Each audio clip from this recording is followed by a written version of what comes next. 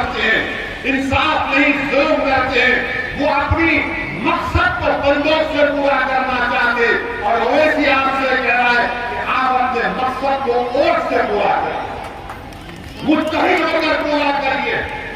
गोली मारकर चले गए और पुलिस कुछ नहीं कर सकी, जिनके हाथ में बंदूक है कुछ नहीं कर सके।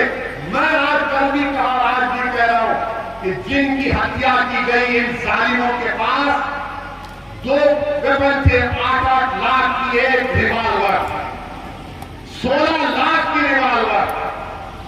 इन कमीनों के पास से दौलत कहां से आई? अच्छा, क्या जिन्होंने पुलिस की कस्टडी में अतीक और उनके भाई को हत्या की, क्या उनका घर डेमोलिश हुआ?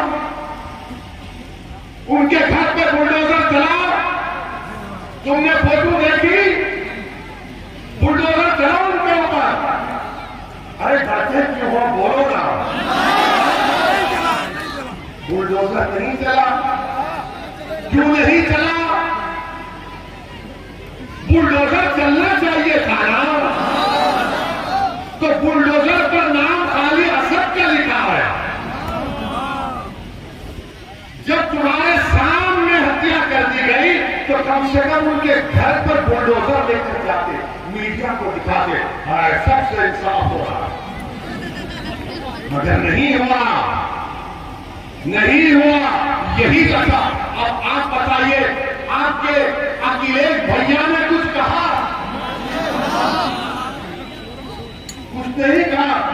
विधानसभा में क्या कहा वो दुनिया के सामने है। विधानसभा में जो कहा दुनिया के सामने है। क्या कहा? ट्विटर पर 280 अल्फाज लिख दिए, फेसबुक पर पोस्ट कर दिया, और इनके जो चमचे हैं समाजवादी के, अरे भैया को बोलो, इस दीवानी की तरह खुल के बोलो। बोलेंगे अरे नहीं नहीं, अगर खुल के बोलेंगे तो 24 में नहीं जीत पाएंगे। अरे तुम कौन सा चुनाव जीत पाओगे? जब तक बीजेपी से आप आइडियोलॉजी पर मुकाबला नहीं करेंगे, बीजेपी को नहीं हरा पाएंगे। जब तक आप अंधेरे का मुकाबला अंधेरे से करेंगे, अंधेरा कामयाब होगा।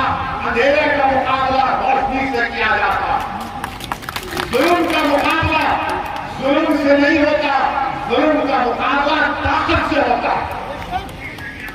अगर आप यही समझेंगे कि नहीं नहीं कुछ नहीं होगा, माहौल बदल जाएगा, याद रखिए मेरी इस बात को। आपको झूठ कह रहे लोग, झूठ बोल रहे हैं आप लोगों से। मैं सच्चाई को आपसे बयान कर रहा हूं, क्योंकि मैं सच्चाई को बयान करता हूं, इसीलिए सब शुरू हो जाते। अब आप देख रहे हैं, हमारे भाषण के बाद आज के हमारे जो मीडिया के दोस्त थे उनको अब तक कुछ मिला नहीं। उनको लग रहा है कि भाई ये रजिया आपको गुंडों में फंसी क्यों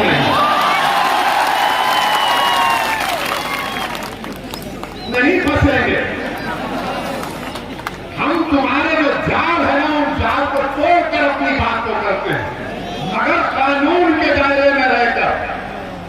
मगर ये भैया तो कुछ बोलते नहीं है। अच्छा, इनके जो लोग जीत कर गए वो भी नहीं बोलते। अब आप बताइए क्या हाल है। अच्छा, मीडिया की जब बात आई, हम आपको बताना चाह रहे कि हमारे शहर हैदराबाद में कब्रिस्तान है, मेरे पार्लियामेंट की कॉन्स्टिट्यूंसी में। उस कब्रिस्तान में खबर है, उस खबर पे रास्ता है, कब्रिस्तान का रास्ता है। तो वहां पर कब्रिस्तान में जब पुराना कब्रिस्तान है, लोग अक्सर क्या करते हैं, पुरानी खबर खोल के दफना देते, जला देते। तो किसी ने क्या किया कि मैयत को दफना दिया, और उस पर रास्ता था, तो वहां पर खबर के ऊपर जाली लगा दी। तो मीडिया ने चला गया कि पड़ोसी मुल्क का कब्रिस्तान है। अभी हैदराबाद का कब्रिस्तान है, पड़ोसी मुल्क का नहीं है। तो बताया कि हैदराबाद के कब्रिस्तान को पाकिस्तान का कब्रिस्तान, और बताया कि उसको जाली इसलिए लगा दी गई क्योंकि बाद गंदे लोग हैं जो बदफेली करना चाहते थे उस मुद्दे से। और जब हमारे लोगों ने बताया कि भैया ये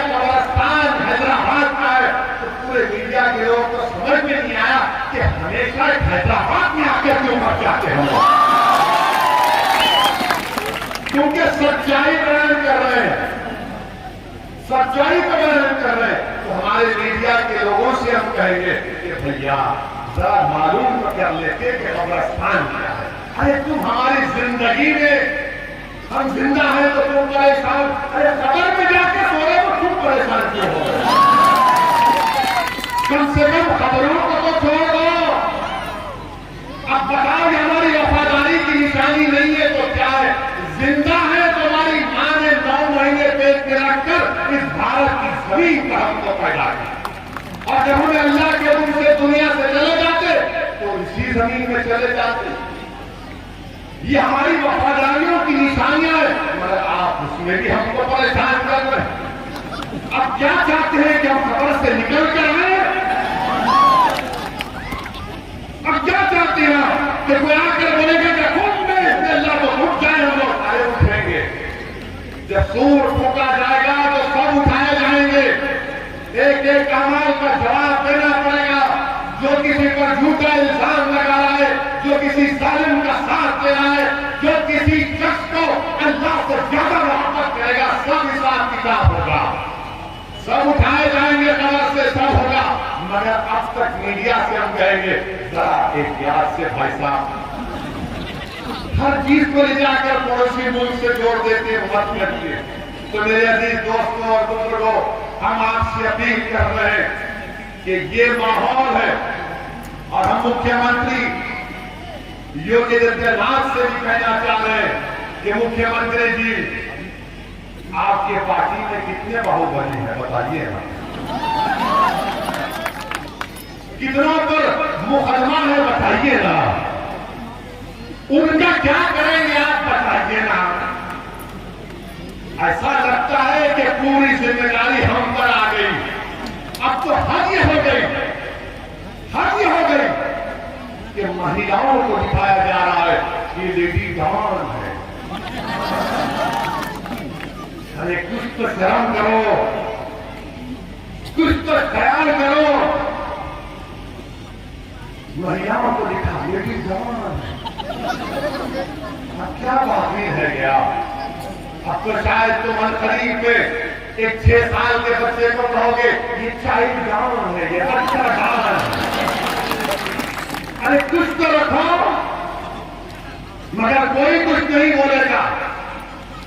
आप पूछिए बीएसपी के नेताओं से, पूछिए समाजवादी के नेताओं से, पूछिए कांग्रेस के नेता तो हमारे मेयर के कैंडिडेट को धमकी दे रहे हैं कि तुमको गोली मार देंगे। तो हमारे मेयर के उम्मीदवार अंसारी साहब ने कहा, मुस्तफी अंसारी ने कहा कि भैया जब गोली मारना पीठ पर नहीं मारना, सीने पर मारना।